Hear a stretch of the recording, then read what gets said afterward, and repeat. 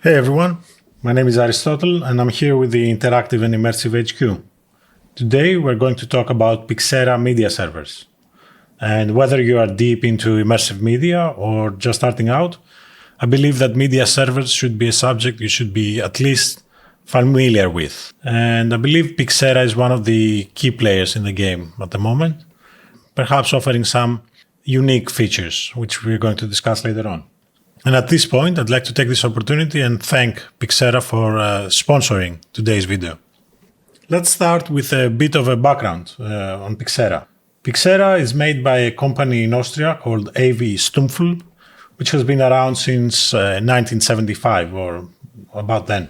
They were mostly known in the beginning for their projection screens, which I believe is still a big part of their business to this day. But that doesn't mean they necessarily started with them, as I've seen devices that they made back in the 70s doing complicated mappings with slide projectors. So they've been in this game for quite a while, let's say. And they started working on Pixera, or actually the first iteration of it, which was called Wings RX, roughly in 2015. At some point, another media server company, Pandora's Box, was in the process of being acquired by Christie, and I believe that's when a lot of company employees left Pandora's Box and joined AV Stummfilm, and they started working on Pixera, which was made as a new media server from the ground up. So Pixera offers quite a unique solution, as I said before, in terms of media servers, in the sense that not only is it powerful and easy to use for the most part, it's also one of the very few options, if not the only one, which allows you to use a ready-made media server, but in your own hardware. Not necessarily, because they do provide their own hardware as well, but it means that if you have already your own hardware and you want to go this route, it can provide a straightforward and very capable solution, and to some extent a lot more cost effective than buying another media server from another company. Now let's talk about the licensing a bit, as this took a while for me to figure out and understand, and I'd like to walk you through it. So we have 4 different kinds of licenses. First of all, we have the Pixera Creator, which is the free version of Pixera, and any one of you can access even today. And it's used to evaluate the software. So it's not on a production level, but it's more than enough for you to see whether Pixera is for you or not. So as this is an evaluation type of license, there are watermarks of the outputs and the timelines, etc. And you cannot do transcoding. So things that are very important for production, but don't affect the evaluation of the software. In fact, you can still utilize Unreal, Notch, or Unity and test the integration with Pixera. So the most important parts that you can evaluate are really there.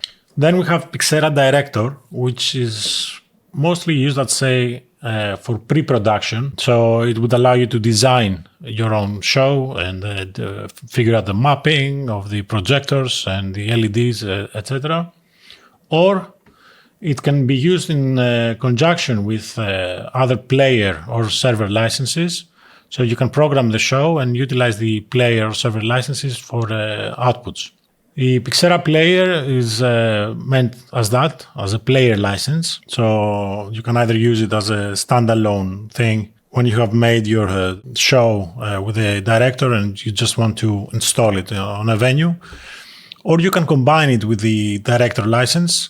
And in this case, you get all of the director features being accessed from the player license as well. So, for example, the number of timelines, which is normally limited on the player license, gets unlocked, or the VR integration. All of these features that the director has and the player license doesn't, you'll be able to utilize them. And finally, we have the Pixera Server license, which is a fully unlocked license and can do anything you need. But I believe a question many of you may have is, why would you use Pixera? A lot of us come from the software development background, either using TouchDesigner or something else. And we are used to create our own tools for projection mapping and all our media serving needs.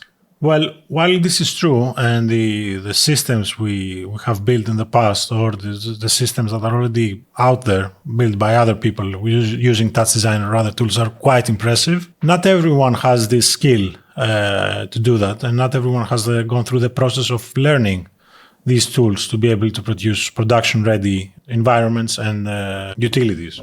So Pixera would offer a solution for these people who are eager to learn all the software development methods, let's say, but haven't had the time to do that yet, and they have a show perhaps in a month or so, and there's no time for them to grow as developers in the meantime.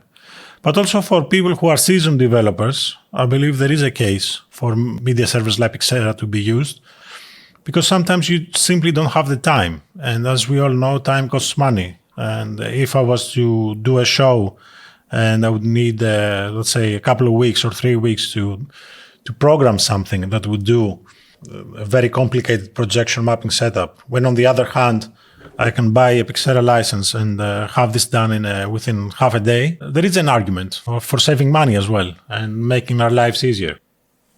Let's go through the key features, though, that make this an interesting tool to have in your arsenal. Well, first of all, the obvious thing is that you can do complicated content mappings using Pixera.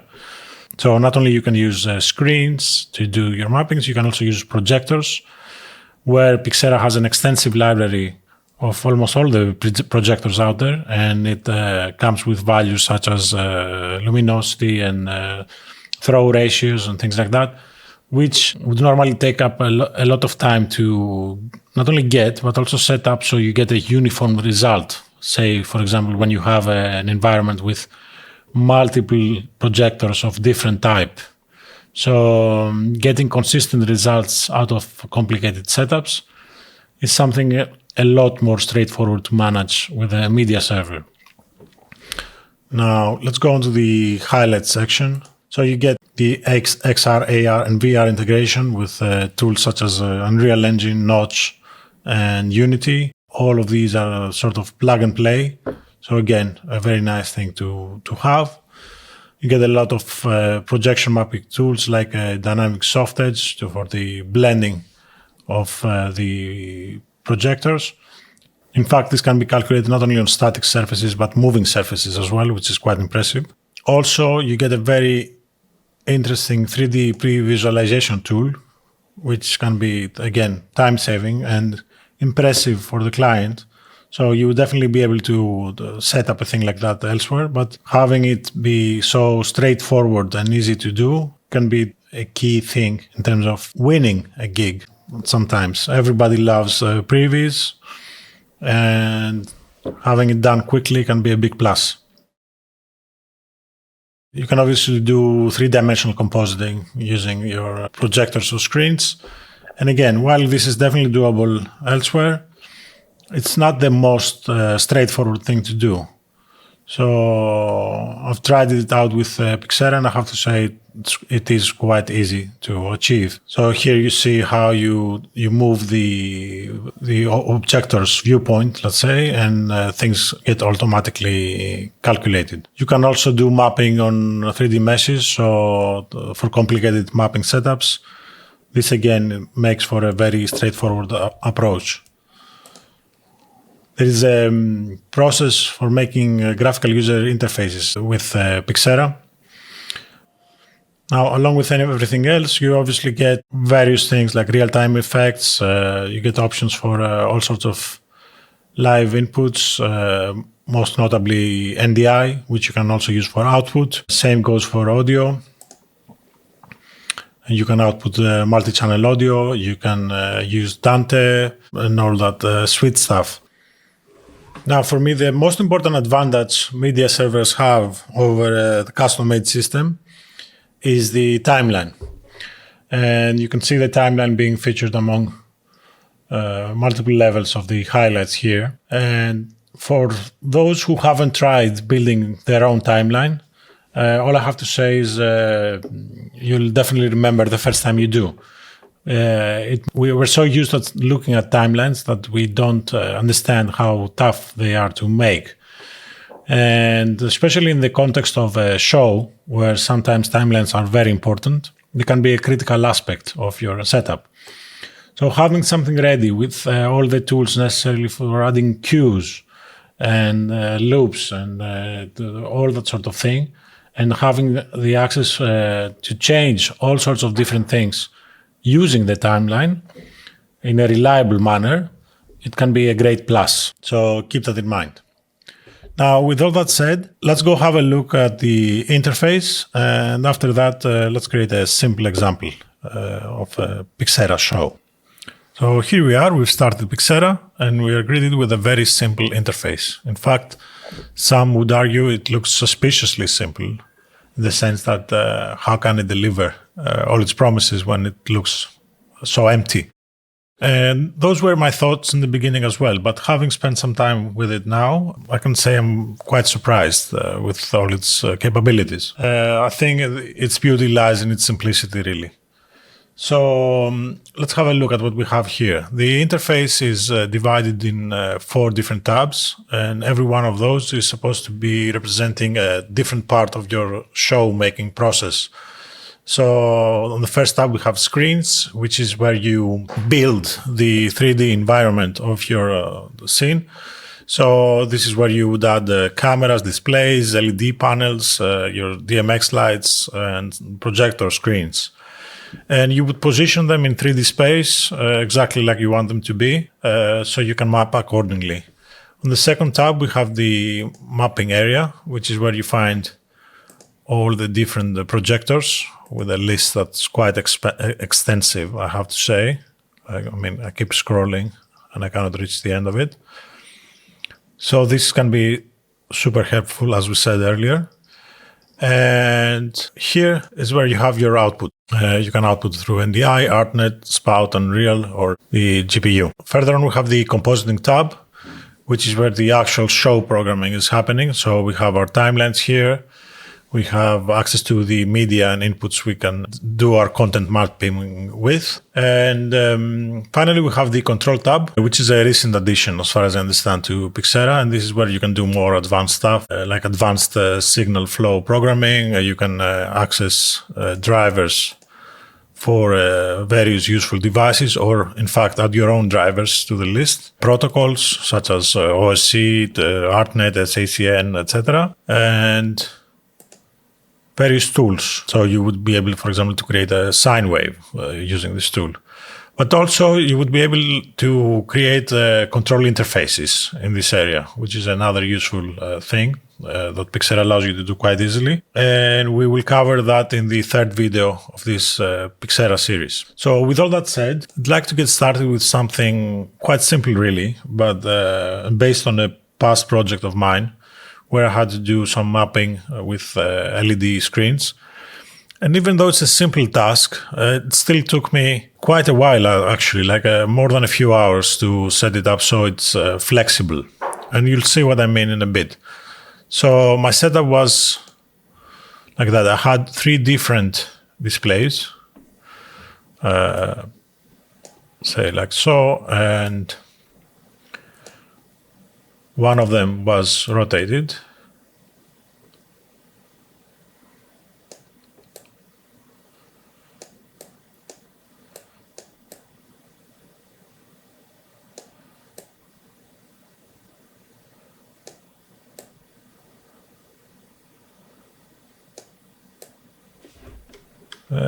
They weren't